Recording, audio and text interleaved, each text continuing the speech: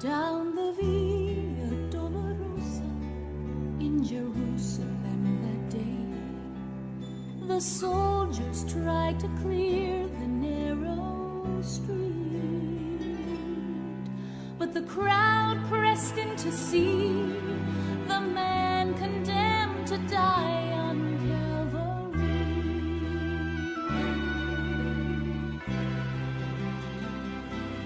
He was bleeding from a beating, there were stripes upon his back, and he wore a crown of thorns upon his head, and he bore with every step the scorn of those who cried out for his death. Down the Via Dolorosa, all the way of suffering, like a lamb came the Messiah, Christ the King.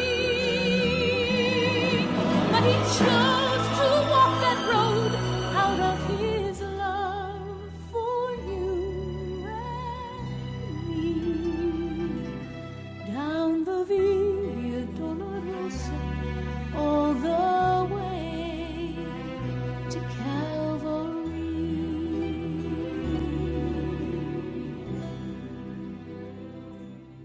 Salam Bapak Ibu Saudara Jemaat yang dikasihi Tuhan. Hari ini kita masuk dalam minggu sengsara Yesus Kristus, minggu yang ke-7. Kita bersyukur kita masih tetap semangat, bersukacita, bersekutu bersama dalam rumah masing-masing, bersama dengan seisi rumah, keluarga. Kita tetap ada di dalam hadirat Tuhan. Kita menikmati kehadiran Tuhan dalam rumah masing-masing. Bapak Ibu Saudara Jemaat yang dikasihi Tuhan, saatnya kita mau membaca, merenungkan firman Tuhan. Namun sebelumnya mari kita satu dalam doa dan minta pertolongan kuasa Roh Kudus. Kita berdoa. Terpuji Engkau Allah Bapa dalam nama Yesus, Allah pemilik penguasa kehidupan kami. Saat ini Tuhan, kami bersyukur karena Tuhan masih memberikan kami kesehatan. Tuhan berikan kami kesempatan untuk kami beribadah, memuji, memuliakan nama Tuhan. Saat ini kami rindu untuk membaca, merenungkan firman-Mu. Kami berdoa mohon pertolongan kuasa Roh Kudus-Mu agar kami diberikan pemahaman yang benar. Kami mengerti apa maksud Tuhan dalam hidup kami untuk kami lakukan di sepanjang kehidupan kami, dan melalui hidup kami nama Tuhan dimuliakan. Ini kami ya Tuhan, mari bersabdalah bagi kami, karena kami telah siap untuk mendengarkan. Dalam nama Yesus firman yang hidup, kami berdoa. Amin.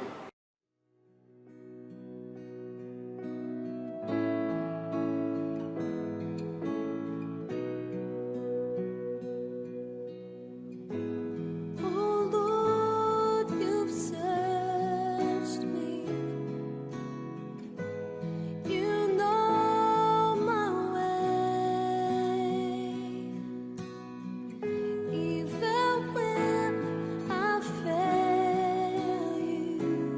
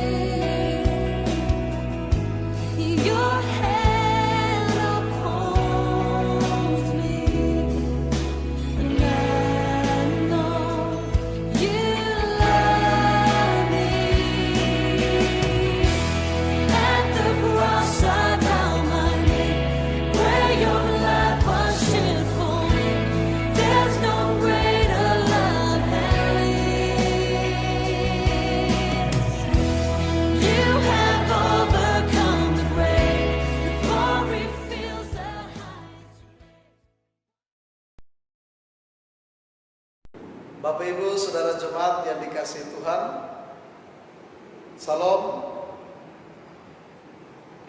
Pembacaan firman Tuhan bagi kita pagi hari ini terambil dari 1 Tesalonika pasal 5. 1 Tesalonika pasal 5 ayat 23 dan ayat 24. Saya baca untuk kita semua. Bapak Ibu silakan membuka Alkitab di rumah masing-masing dan baca dari rumah Bapak Ibu masing-masing.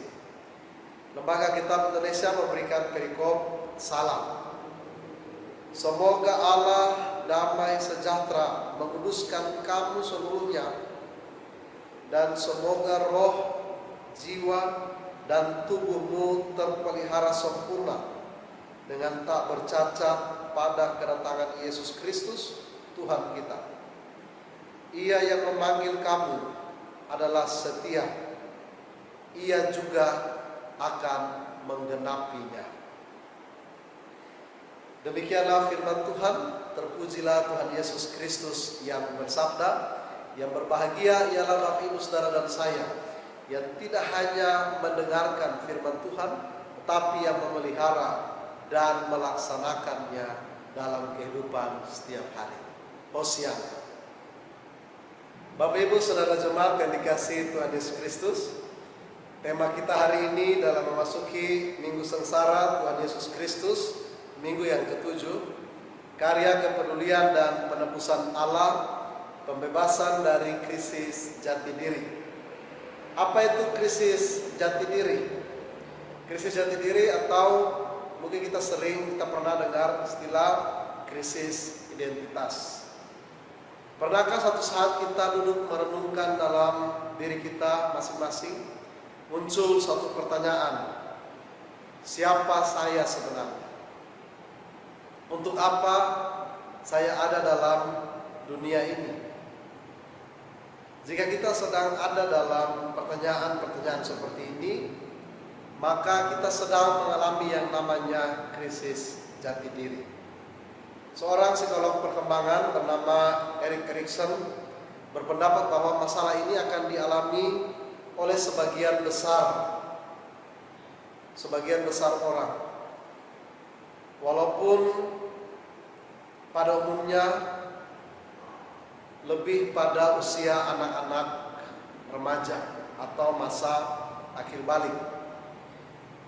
Gejala-gejala seorang mengalami krisis jati diri itu biasanya selalu ada dalam dirinya pertanyaan yang membuat dirinya merasa tidak berharga, tidak berarti, ditolak dalam lingkungannya, dalam keluarganya, putus asa, kehilangan semangat untuk hidup, mudah tersinggung, mudah marah, sulit untuk berkonsentrasi, sulit untuk tidur dengan tenang, dan ini merupakan krisis jati diri yang serius. Salah satu penyebab krisis jati diri, seseorang mengalami krisis jati diri karena dia stres, ada dalam suatu keadaan yang tertekan, depresi.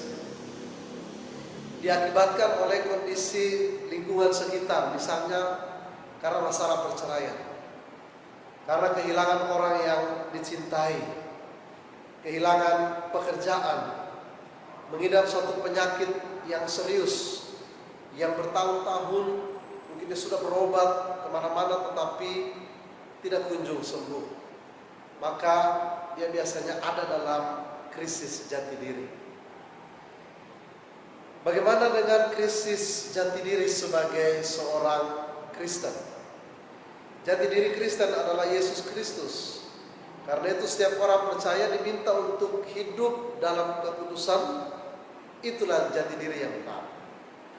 Mereka mempunyai jati diri yang sehat dan benar, memiliki kemampuan menolak segala pemakaian zat-zat adiktif berbahaya, narkoba misalnya, maupun godaan teman-teman yang merusak dirinya. Dalam bacaan firman Tuhan hari ini, Bapak Ibu Saudara, 1 Tesalonika 5 ayat 23 dan 24 mengajarkan kepada kita pengudusan kita. Tuhan minta mencakup 3 bagian dalam diri kita. Yang pertama, jiwa. Yang kedua, roh. Dan yang ketiga, tubuh. Apa yang dimaksud dengan kekudusan roh? Roh dalam bahasa Yunani, pneuma. Biasanya roh tercemar karena dosa zina rohani, penyembahan berhala, kuasa ikatan-ikatan kuasa kegelapan, dan menduakan Tuhan. Dan juga zina lahiriah, yaitu melibatkan tubuh. Dalam 1 Korintus 6 ayat 17, Paulus katakan, siapa yang mengikatkan dirinya pada Tuhan menjadi satu roh dengan Dia. Artinya apa, saudaraku? Siapa yang mengikatkan diri pada Tuhan tidak boleh mengikatkan diri pada roh percabulan atau perzinahan. Jadi kekudusan roh yaitu apabila kita semakin dekat, kita semakin mencintai Tuhan Yesus, berarti kita memilih untuk tidak mengikatkan diri dengan perzinahan rohani ataupun perzinahan lahiriah. Itu tentang kekudusan roh. Lalu apa yang dimaksud dengan kekudusan jiwa? Jiwa dalam bahasa Yunani psyche, artinya tempat perasaan, keinginan, kasih sayang, rasa suka atau tidak suka. Jadi kekudusan jiwa itu bagaimana seseorang bertumbuh dalam aspek kejiwaannya. Misalnya ketika seorang suka berdoa, harusnya dia memiliki moral yang baik. Seorang yang rajin beribadah dan melayani Tuhan di gereja harusnya tidak gampang emosi, bisa mengendalikan dirinya, bisa mengekang lidahnya, bisa mengendalikan emosi nafsunya. Percaya pada Yesus Kristus sebagai penyembuh, harusnya bisa mengatakan tidak pada narkoba, harus bisa mengatakan tidak pada minuman alkohol yang memabukkan. Karena selain itu merusak rohani jiwa kita, itu ternyata juga bisa merusak kesehatan diri kita. Selanjutnya, apa yang dimaksud dengan kekudusan tubuh? Tubuh dalam bahasa Yunani soma. Dalam Roma 6 ayat 13, di sana Paulus katakan pada jemaat di Roma, dia meminta untuk kita jangan menyerahkan anggota-anggota tubuh kita pada kuasa-kuasa kegelapan. Jangan kita pakai anggota-anggota tubuh kita untuk melakukan kejahatan dan kelaliman, tapi kita pakai anggota-anggota tubuh kita untuk melakukan kehendak Tuhan, untuk melakukan kebenaran. Berarti tubuh yang dimaksud di sini adalah seluruh anggota tubuh kita, dari yang biasa sampai anggota tubuh yang vital, itu harus dikendalikan. Tidak boleh digunakan untuk memuaskan keinginan daging kita. 1 Korintus 6 ayat 19 dikatakan bahwa Paulus katakan kepada jemaat di Korintus bahwa tubuh kita ini adalah tempat kediaman Roh Kudus. Firman Tuhan mengajarkan agar tubuh kita ini dirawat, dijaga, dikendalikan, dan digunakan dengan sebaik-baik, dengan baik dan benar. Itulah kekudusan tubuh. Berarti Bapak Ibu Saudara jemaat yang dikasihi Tuhan, Rasul Paulus menulis surat yang pertama kepada jemaat di Tesalonika sebagai salam penutupnya agar jemaat menjaga kekudusan 3 bagian manusia di atas sana. Lalu apa berita firman Tuhan bagi kita saat ini dan di sini? Yang pertama, Tuhan meminta Bapak Ibu Saudara dan saya untuk menjaga kekudusan roh, jiwa, dan tubuh supaya terpelihara sempurna dan tak bercacat sampai kedatangan Yesus Kristus Tuhan kita. Jadi diri kita sebagai orang Kristen adalah Yesus Kristus. Dalam Filipi 3 ayat 10 sampai 11, jadi diri kita adalah menjadi serupa dan segambar dengan Kristus.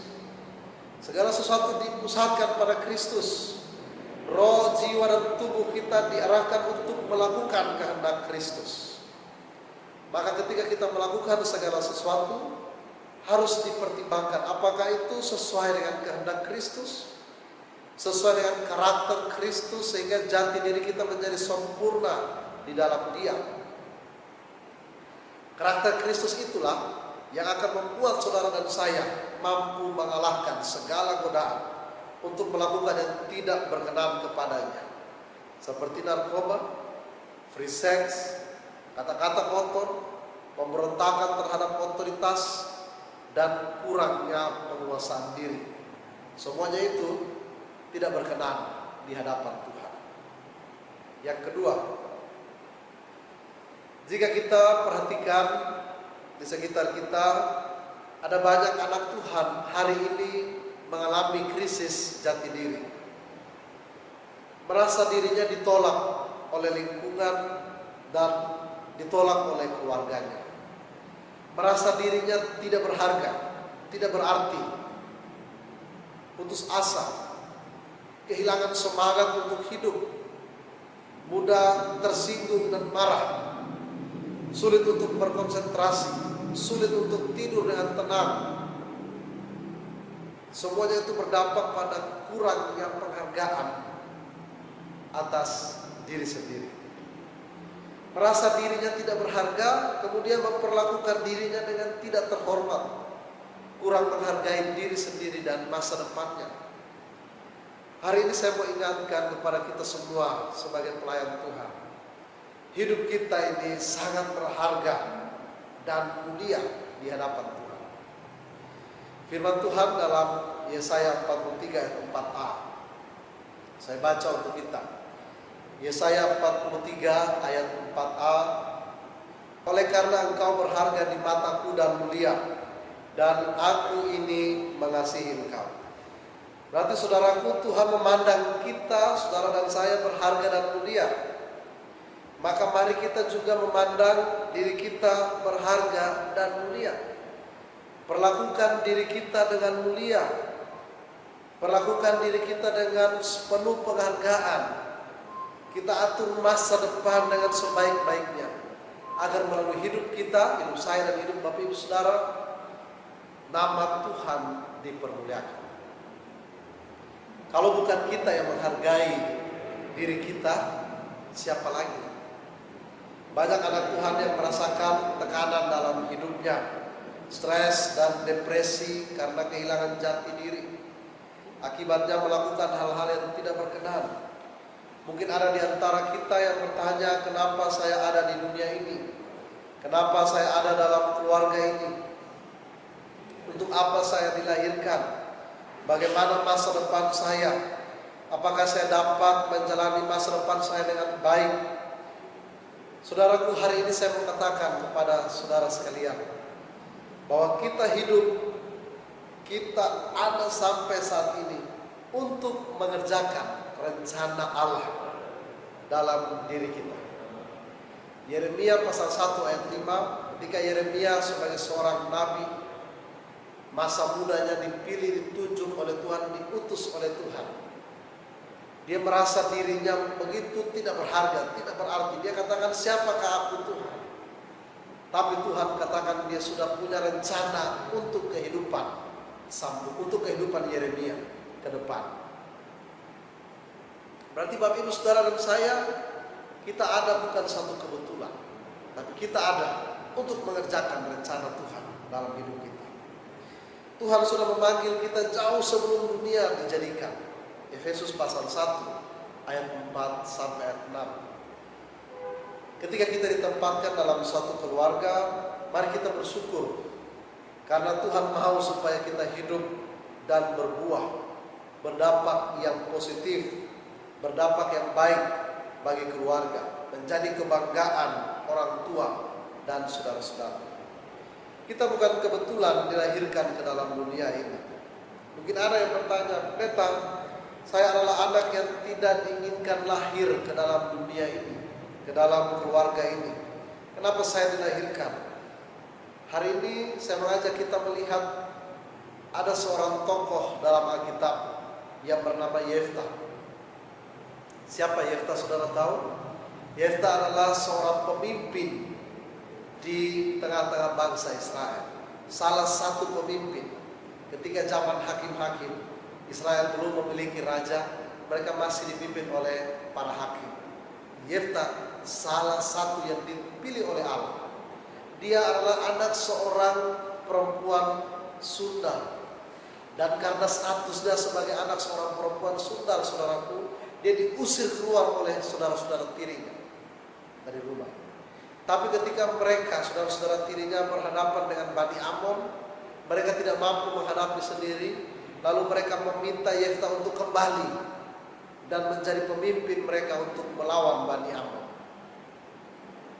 Saudaraku, ternyata Tuhan melihat Yefta yang begitu statusnya sebagai seorang anak, seorang perempuan sundal, anak perempuan yang tidak benar, tapi dia begitu berharga di hadapan Tuhan. Tuhan memandang, Tuhan berkenan kepada Yefta. Tuhan mengangkat Yefta menjadi seorang panglima perang, membantu saudara-saudaranya untuk melawan Bani Amon. Ada dalam Hakim-Hakim pasal 11 ayat 1 sampai ayat 11. Yefta dengan statusnya seperti itu, dia dipandang rendah oleh saudara-saudaranya, tapi dia dipandang mulia, dipandang berharga di hadapan Tuhan. Terlebih Bapak Ibu Saudara dan saya, maka itu mari kita hargai, perlakukan diri kita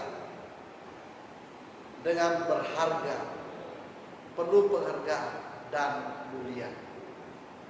Tuhan Yesus Kristus yang menderita sengsara, mati di kayu salib untuk menanggung dosa Bapak Ibu Saudara dan saya.